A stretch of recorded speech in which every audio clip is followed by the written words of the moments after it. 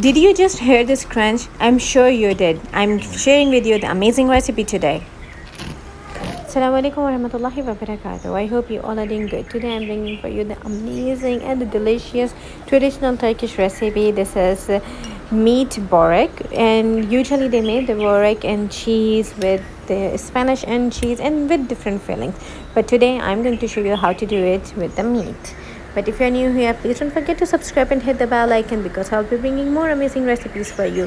So the first thing first, add an oil in your pan, in your preheated pan, and then in this I'm adding chopped onion. After adding the chopped onion in here, you will add your chopped garlic. Once you add the chopped garlic there, just add your minced meat. You can use beef meat or you can use the mutton meat. It's optional. Then in this I'm adding here black pepper, white pepper, cumin powder, red chili powder, coriander powder, and some salt. Mix them well and let it cook until all the water evaporates and you see the oil, a little bit of oil. Okay, then after that here I'm adding here Ottaman spices. If you find any Turkish spices in your nearby supermarket, you can add it, or otherwise just leave it as it is and let it cook until it becomes tender. Now here separately I have beaten one egg, and in the egg I'm adding here 2 to 3 tablespoons of yogurt, half cup of oil, and half cup of water. Mix them well. This is the mixture that we are going to use to bind the sheets.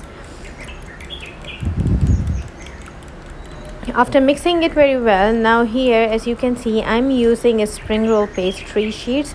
You can use phyllo sheet. If you have phyllo dough, you can use the phyllo dough, store-bought, ready-made, or the homemade. It's completely optional. I'm using because I just want it to be super quick, and this is what I have in hand, so I'm just using it straight away. So just assemble them as showing in the video. I'm assembling them one by one. If you have the big one, it's very good, but I have these small sizes, so I'm just putting them together. Now apply the mixture evenly on all the sides, like on all over the sheets, so they get a stick to each other and it will be like a one big log. Then after that I am assembling here the minced meat that we have prepared before. As you can see, put them nicely in it and then just roll it, and we are going to give it a shape like a log. As you can see, just roll it. And then after rolling it, I am going to just make a circle of it, or you can say like I'm going to give it a shape like a spiral, as you can see. Now put them into your baking dish or in a pie dish. It's completely optional, whatever you want to use, but make sure that you use the circle one.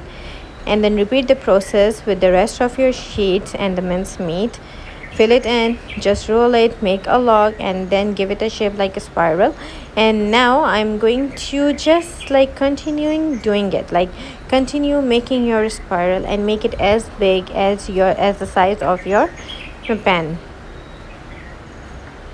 Now as you can see, it's completely full and it's done. It's looking delicious from now, I'm telling you.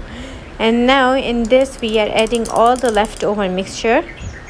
Just add it, and if you want you can add more clarified butter on the top, but I think it's enough, or you can add sesame seeds on the top as well with the black seeds.